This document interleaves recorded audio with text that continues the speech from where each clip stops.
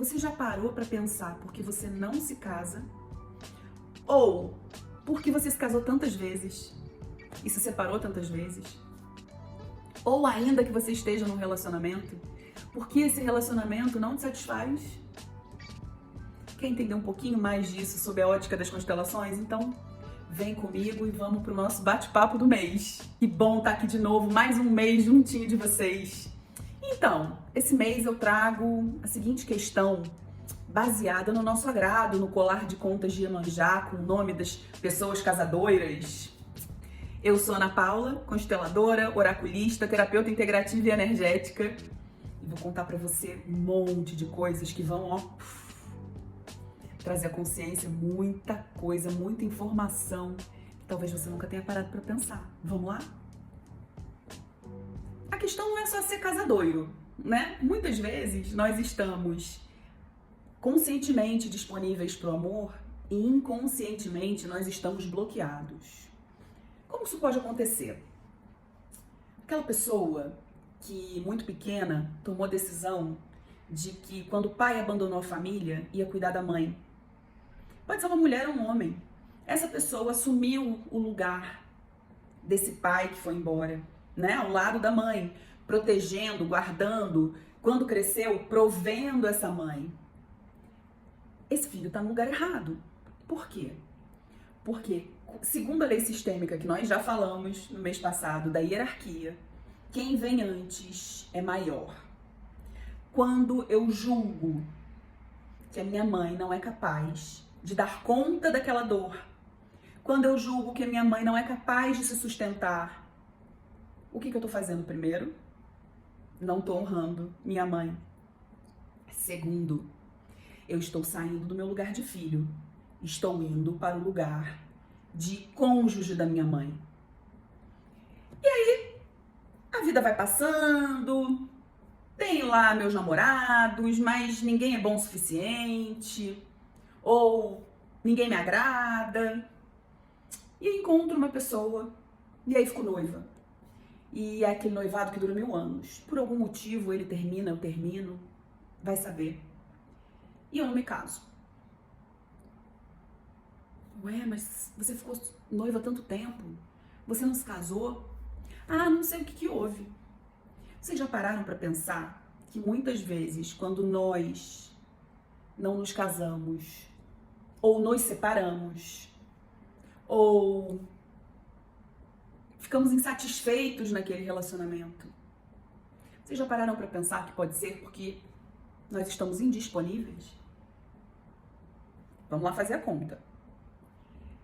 Eu tomei o lugar do cônjuge da minha mãe ou do meu pai, tá? Isso independe de gênero. Minha mãe ficou sozinha. Minha mãe ficou sozinha. Aí eu fui lá e tomei o lugar do meu pai. Saí do meu lugar de filha, vim pra cá. Prover, cuidar. Porque eu não acredito, eu julgo que ela é incapaz. Aí eu arranjo um namorado. Como é que eu vou me casar ou ter um relacionamento saudável, feliz, se eu já sou casada? E isso piora quando você tem irmãos. Porque além de ser casada, geralmente essa pessoa que toma o lugar do cônjuge que foi embora, ela não toma conta só do pai ou da mãe. Ela passa a tomar conta e se responsabilizar pelos irmãos. Então eu estaria aqui na mesma linha dos meus irmãos. Eu saí daqui e vim pra cá.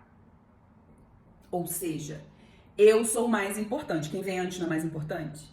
Eu sou mais importante. Estou aqui ao lado da minha mãe. Eu já sou casada e tenho filhos. Como é que eu vou ter um casamento saudável? Como é que eu vou me casar? Eu posso até me casar, mas eu não vou ter filhos.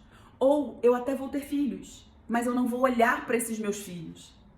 Por quê? Porque eu não estou disponível para olhar para eles, porque eu tenho outros filhos que eu preciso olhar. Isso acontece o tempo inteiro aqui no consultório, tanto nas terapias, quanto na constelação.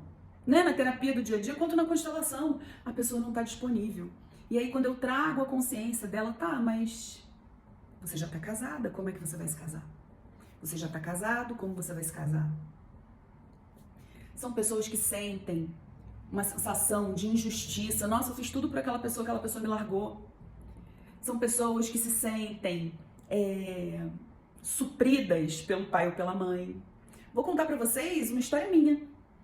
Meu pai, ele morreu, eu tinha 39 anos. Minha mãe morreu, eu tinha 19, meu pai morreu, eu tinha 49. Eu não me casei.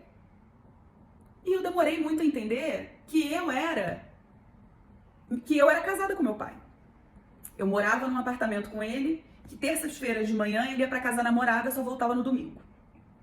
Então eu morava sozinha sem morar sozinha. Eu tinha namorados, me relacionava bem, só que ninguém era o suficiente. Eu tendia a encontrar homens que não eram o suficiente. E aí, quando eu fui olhar para isso, de fato, nas terapias, por que eles não eram o suficiente? Porque o padrão que eu tinha era meu pai. O ânimos que eu manifestava, ele era a imagem do meu pai, ok. O nosso ânimos, né? As mulheres têm um ânimos, que é um masculino interno, e os homens têm a ânima, que é o feminino interno, ok. Só que o meu ânimos, ele era tão perfeito, eu não conseguia colocar isso fora. Jamais seria. Eu só engravidei depois que meu pai morreu. Eu só me relacionei no sentido de morar junto e tudo mais depois que meu pai morreu. Entenderam por que eu não me relacionava? Entenderam por que eu não casei antes disso? Porque eu já estava casada. Tava tudo certo. E olha que maravilhoso, eu era casada com um cara que nem morava comigo. Que fazia tudo que o masculino tem que fazer na vida de um feminino. Um masculino saudável faz na vida de um feminino saudável. Pagava as minhas contas, né? Quer dizer, provia, cuidava, dava estrutura. E aí eu arranjava um monte de namorado que não tinha grana, que não queria nada com nada, ou que não me dava segurança, ou que me traía. Por quê? Porque apesar de eu estar indisponível, eu conscientemente achava que eu estava disponível. Eu queria um amor. Então, o que eu fazia inconscientemente? Eu só achava pessoas impossíveis. Isso é a mesma coisa que você que se relaciona com pessoas comprometidas, tanto mulheres quanto homens, que só se relacionam com homens ou mulheres casados. Você está fazendo a mesma coisa. Eu finjo que eu estou disponível, mas eu só me relaciono com gente casada. Por quê? Porque essa pessoa não está disponível. Então você não vai correr o risco de casar, porque você já está casado. Olha que interessante. E aí, nesse tempo, dessa forma, como a constelação cuida, trata disso? Primeiro, trazendo a consciência que você está fora do seu lugar. Então, esse filho que está aqui, indevidamente, toma consciência, você está casado com a sua mãe. Volta para o seu lugar. Primeiro ponto, primeiro passo. Qual o segundo passo? Não tem como ter equilíbrio de troca entre filhos, pais e filhos. Por quê? Porque os pais nos deram a vida. Não tem como pagar a vida. Então, mais uma vez, tudo certo. Eu não tenho como suprir para minha mãe o que ela me deu, porque ela me deu a vida. Terceiro passo, eu preciso respeitar as escolhas dos meus pais, não julgá-los. Quando eu julgo, eu não honro. Daqui a pouco, quando vocês virem meu vídeo aqui, vocês vão dizer, quando eu julgo, eu não honro. Porque é isso que acontece. Quando eu saio do meu lugar e vou acudir um pai ou uma mãe, é porque eu julgo que eles são incapazes. Fracos, incapazes, seja lá o que for. Não dão conta. Se eles não dão conta, eu vou ajudá-los, eu julgo que eu sou melhor. Eu não honro os meus pais. E aí aquela mangueirinha que eu falei no mês passado, né? Que faz eu receber tudo que vem de bom do masculino da minha linhagem, tudo que vem de bom do feminino da minha linhagem, fecha.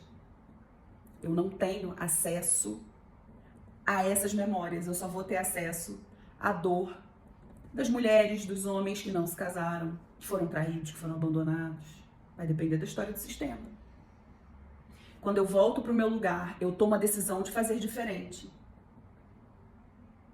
Eu olho para esses antepassados, me despeço da dor deles com honra, eu vejo vocês. Mas agora, eu por mim. Até agora, eu por vocês. A partir de agora, eu por mim. Eu peço a bênção de vocês para seguir a minha vida em relacionamentos saudáveis. E esse, gente, são apenas alguns exemplos de por que uma pessoa não se casa ou por que ela fica insatisfeita no relacionamento. Porque o relacionamento não é o suficiente. E aí a gente tem um outro aspecto do relacionamento não é suficiente porque eu não tenho equilíbrio de troca aqui. Eu dou de mais e recebo de menos. Isso é outra lei sistêmica. Ou eu dou de menos, recebo de mais. Ou eu não aceito receber. Um relacionamento saudável, ele se dá através do equilíbrio de troca. Qualquer relacionamento. Mas um relacionamento amoroso, muito. Por que alguns relacionamentos acabam?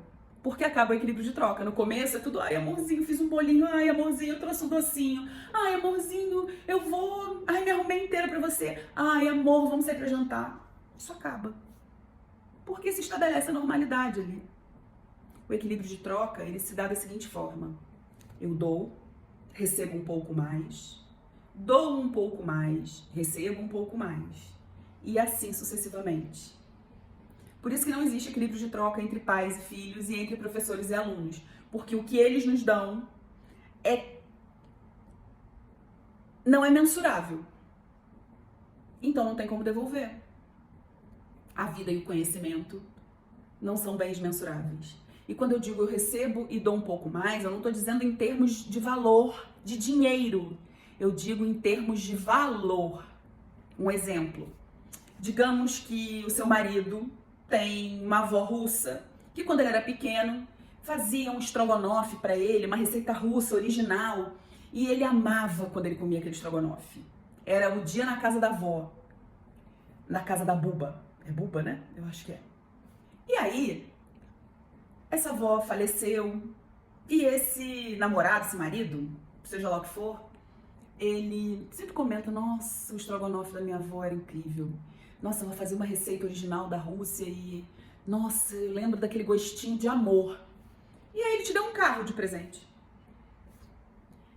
E você vai pesquisar a receita original russa dos anos 70, que essa avó fazia pra ele, e aí você vai e prepara aquele estrogonofe.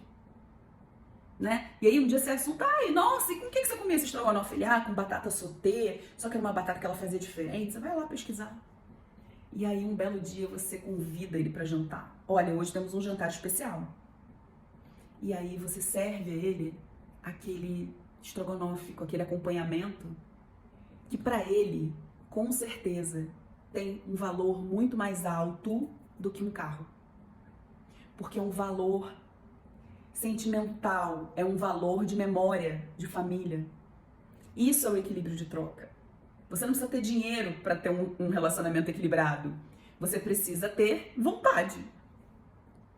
E o que acontece quando alguém me faz um mal? A pessoa me traiu. Aí eu devolvo um pouco menos, mas algo que faça sentido para mim.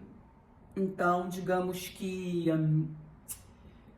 eu fui traída, baseado em fatos reais. Esse não é um paciente meu, um paciente de uma professora minha. Ela fazia terapia de casais, chegou lá o casal, o cara cheio de dinheiro, traria a mulher à torta e à direito, e aí a mulher disse que ia se separar e não, vamos fazer terapia. E aí a minha professora disse, o que seria justo pra você? O que compensaria essas traições que você acabou de descobrir? Aí ela disse, não sei, o que seria bom pra você? Ela disse, eu quero viajar pra Europa com 3 amigas. Aí a minha professora disse, olha, ela quer viajar pra Europa com 3 amigas, tudo custeado por você. O cara, meu Deus, que absurdo! Ela disse, isso é o justo pra ela. E aí, o que você vai querer fazer? Aí o cara, toma o cartão. E bancou a viagem, todinha, de cabo a rabo. E a esposa dele voltou, e aquilo foi compensado. Ou seja, deu tudo certo. Para pensar. Em que ponto isso conversa com a sua história? Outra lei sistêmica importante do pertencimento. Será que você não se casou porque alguém do seu sistema não se casou? Ou será que você não teve filhos porque alguém desse sistema não teve filhos e você olha para a dor dessa pessoa? Ou será que você casou, mas você foi abandonada porque sua mãe foi abandonada, sua avó foi abandonada, sua bisavó foi abandonada? Olhe para as recorrências. Exemplo, também baseado em fatos reais. Uma mulher, neta de uma mulher que ficou viúva aos 33 anos. A mãe dela ficou viúva aos 33 anos. Aos 33 anos, ela se separou do marido. Ela não ficou viúva. Ela ainda brinca com esse ex-marido. Ela diz assim, ó, salvei tua vida, hein?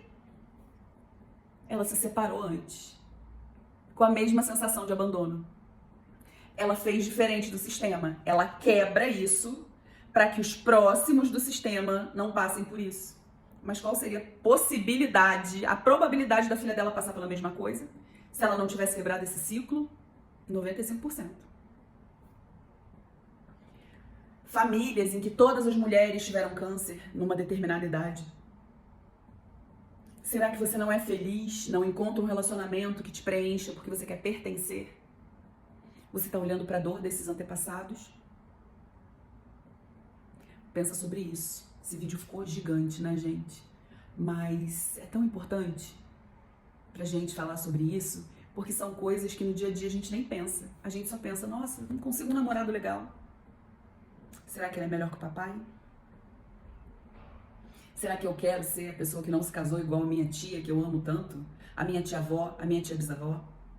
Porque na minha família, sempre são 3 mulheres por geração e uma delas não se casa. Reflita e tome consciência. A consciência, muitas vezes, por si só, já muda o quadro. É isso. Teremos cartinhas amanhã. Depois de amanhã, teremos o resultado das cartinhas no domingo. E vão colocando as dúvidas de vocês aqui, pra gente ir entendendo juntas. Vou colocar aqui, vocês já vão ter acessado o link do YouTube, porque esse vídeo vai ficar grande, mas é sempre uma alegria estar aqui com vocês, é tudo muito feliz. E no domingo eu vou trazer para vocês uma promoção incrível para esse grupo, que é tão precioso para mim, que é tão importante e do qual eu faço parte com muita felicidade. Um beijo! Um final de semana extraordinário, cheio de notícias excelentes, cheio de luz, de amor, de paz, de prosperidade e de abundância. Tchau, tchau!